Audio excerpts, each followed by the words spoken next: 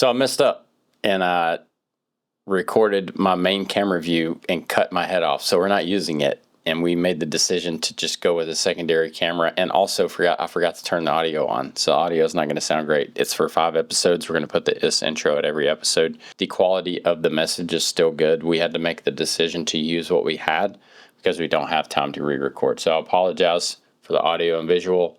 Just know that after a couple episodes that it'll be back to normal. Appreciate y'all. Enjoy. What's up, everybody? I'm Shane. We're back with the Lawn and Light podcast, teaching you everything you need to know about the Christmas light business. It's going to be a lot of episodes. Can't get it all out in once. Here we go. When should you hire? Well, that's a great question. I'm glad you asked.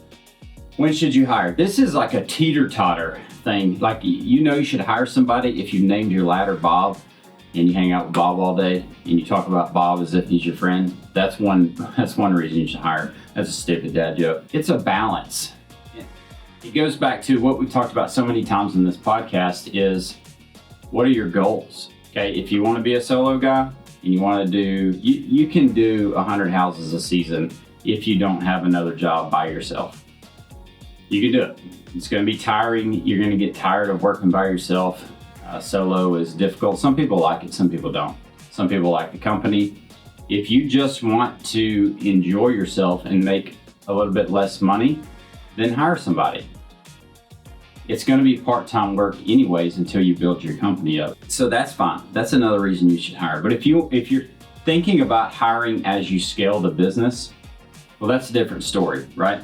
The absolute best time to hire if you're thinking about scaling the business is at the beginning of the season. Why?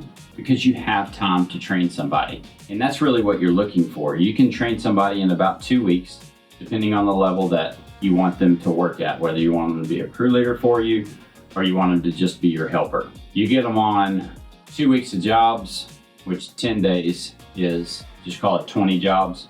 You get somebody on 20 jobs, you're gonna know. Now, if you get somebody on 10 jobs or 2 jobs and they're shaking when they get on a roof and it's uncontrollable, you gotta let them go. That just is not going to work. It's part of the job to have to get on a ladder and get on a roof. Let's say they make it through that first 2 weeks. You've got a pretty good trained employee. And I would train for attitude just as much as experience. It's hard to train a good attitude into somebody that doesn't have one, and those things will present themselves, as you all know if you ever hired somebody, in at least a month. You're gonna get the best attitude in the first month, whether they have a good attitude or not, and then the real person starts to come out when they start to get tired or tired of the work. You'll just start to see certain traits. So pay attention to those things. But financially, if you want to hire somebody at the very last second, you kind of have to plan for two or 3 weeks before that, okay? Let's say you're going into your second season and you did 50 houses last year. And you send out an email to your customers saying, here's early installs, sign up for a discount, and all 50 of those sign up for early installs. Well, you know that you can get all those done in October by yourself. And then you want to pick up more business. Well, you got to give bids, whether you're going out and giving bids in person or you're doing them remotely. Either way is fine. Figure out which way works for you. Then you have to have time to do that as well. So you're not going to be on installs every day of every week by yourself. You get to that first month, you can do 50 in the first month and give some bids. But you're going to have to block out one full day every week to give bids in order to have work for November. I mean, think about that too. That's important. You got to have work for the next month. And let's say you want to hire around 100 houses. Well, if you're solo, you're not going to complete that 100 houses till the end of November, if you're doing it by yourself. So you may just want to tough it out and keep doing what you're doing. But if you want to take some stress off your back and have an opportunity to go out and give bids, if you're trying to scale this thing, then think about it in advance. In that scenario, I'd hire somebody November 1st.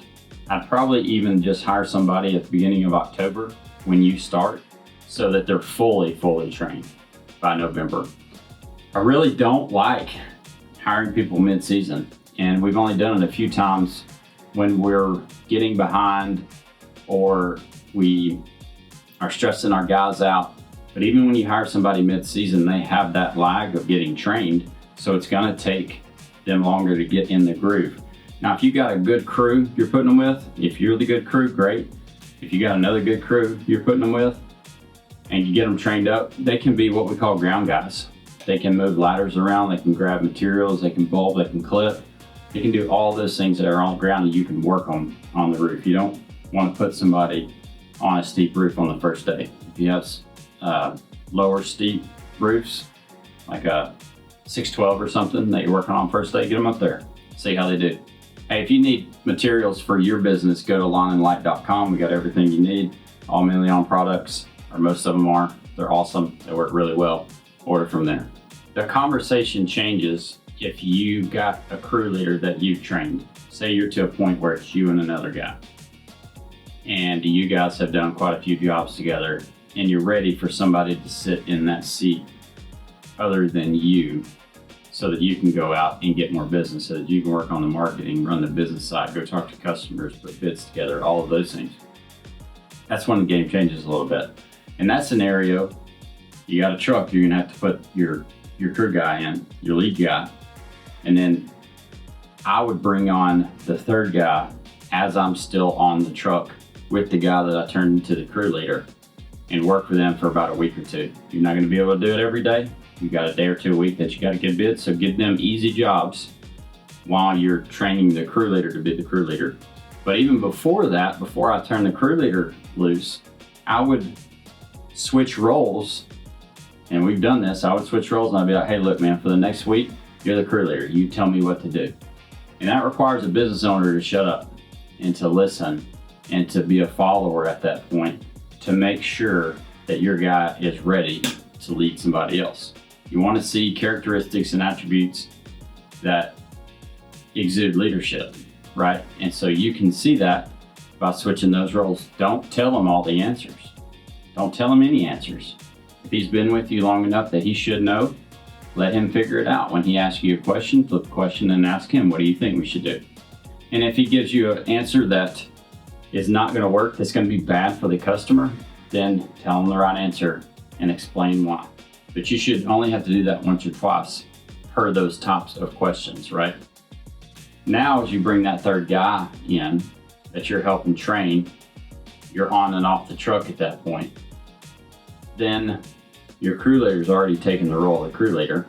You've let them have that and exercise that leadership. You're still there as just a bystander of, I'm gonna fill in the gaps. I'm gonna help wherever I can. I'm gonna help train this new guy as well. That should be the mentality of all the people on your crew. And now those transitions happen sooner. The hardest part about this whole business is the seasonality of it. It's unlikely that you're going to get the best guy in the world to work for you for 4 months out of the year. That's just reality. Now, if you have another business that ties along with it, pick your best guy and pull him over. Lawn care, pick your best guy and pull him over. Roofing, best guy, pull him over. Whatever other seasonal businesses there are that make sense to tie with this, pull those guys over that you can afford to pull over, and get them reps. Just like any sports, you got to get them reps. You got to get them game time reps. If you don't have another business, that's where you need to be competitive and pay. So our crew leader this year will make $25 an hour. Your other guys, your helpers, will make anywhere from say 13 to $20 an hour.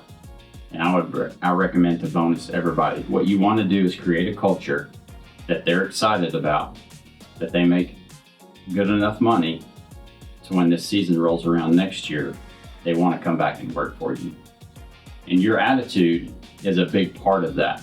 How you treat these guys with respect, love, dignity, positive. You take good care of them. If they're working at 10 o'clock at night, you may need to go out there and help them. If you're not doing anything else business related. It's not just a set it and forget it type deal. You want to usher that teamwork, camaraderie, because there are many nights you're going to be out working late where it's easy to get frustrated, and you want to start building in those building blocks of positivity on the front side. All right, that's it. Join us on the next one. Love God, love others. Let your work reflect that. Catch you on the next one.